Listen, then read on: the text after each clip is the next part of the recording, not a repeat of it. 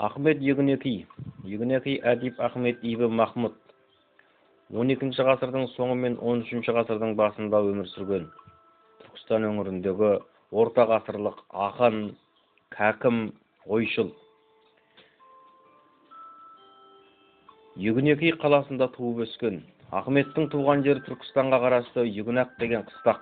Қазақтар ол жерді Жүгенек деп атаған. Ахмет жас шағында араб, парсы тілін меңгерген білімді адам болған. Ахмет Югнекидің ғұмыры, өмір сүрген ортасы туралы деректер тым тапшы. Зағип болып туып, пәни жалғаның жарық сөйлесін көрмей бақи қозған Ахмет жастайынан ілім-білімге құмартып, түркі тілдері мен араб тілін жетік меңгерген. Шариғат қағидаларын жан-жақты зерттеп танып, терең іліміне сай әдип Ахмет деген құрметті атқа ие болған. Ақыл-ойы толысып, діни танымы әбден кемелденген шағында Ахмет Югнеки қысқаша тақырыптарға бөліп, ислам құндылықтарына негізделген өлең жырларын өмірге келтіре бастайды.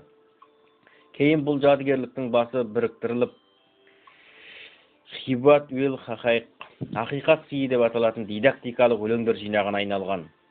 Мазмұны танымдық нәрі жағына алған ақиқат сыйы Әбу Насыр әл-Фараби, Махмуд Қашқари, Жүсіп Баласағұни, Қожа Ахмет Яссауи мұраларымен іштей астасып, 9-13 ғасыр аралығындағы түркі дүниесінің рухани қазыналарының жарқын туындысына айналды. Ахмет Югнекидің ақиқат сыйының түпнұсқасы біздің заманымызға жетпей біржолата жоғалып кеткен. Ахмет Югнеки мұрасының 14-15 ғасырда жасалған 3 түрлі көшірмесі, 3 түрлі үзіндісі бар.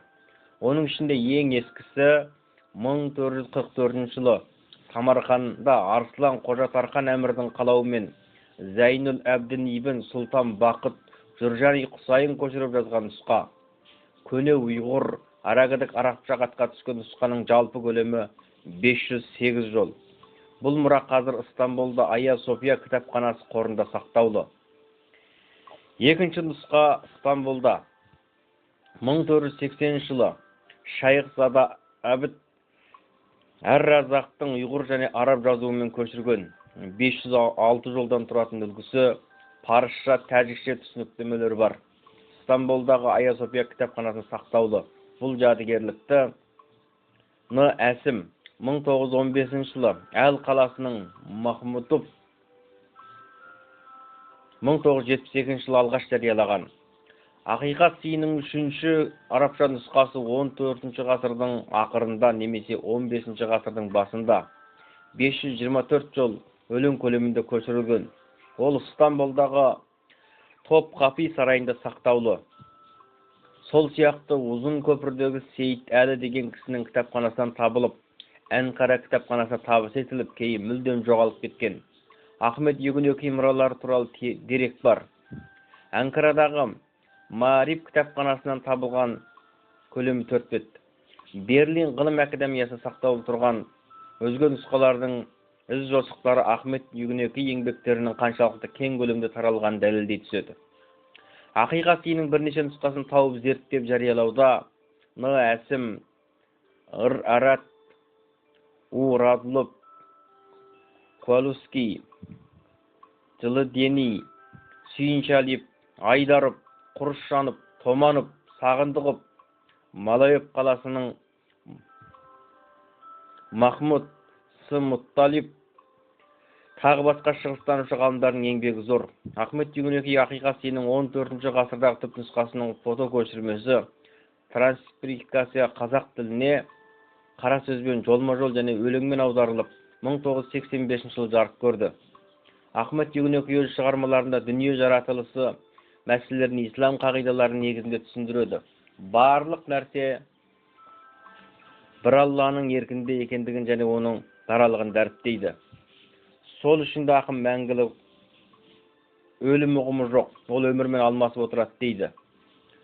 Жоқ едім жараттың және жоқ қылып екінші бар етерсің, немесе өліні тірі, тіріні өлетеді. Ал тірліктің өлшемін білім арқылы белгілейді. Яғни білімдеден пайда бар, пайдалы нәрсе тірі, ал пайдасыздық бос өлім нәрсе.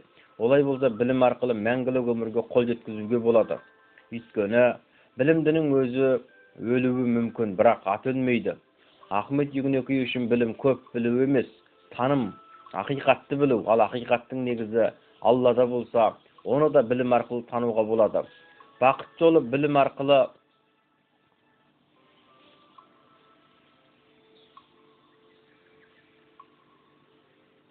білінеді. Білім ойдан ізденуден шықса, оның пішіні сөз, тіл, жаратушымен байланыстырушы құрал. Адам күн сайын ерте тұрып тілге жүгіну арқылы құлшылық етеді, бірақ сөз адамға пайдасымен қатар зиянын да тигізуі мүмкін. Ол тағы да адамның өзіне байланысты. Сөз адамның ойлау қабілеті мен адамгершілік бейнесін бедерлейді. Ахмет Югнеки пайдалы мен пайдасыздың, ақиқат пен жалғанның нарқын, өкініш айыратындығын, қандай істесе де білімсіздің еншісі енші.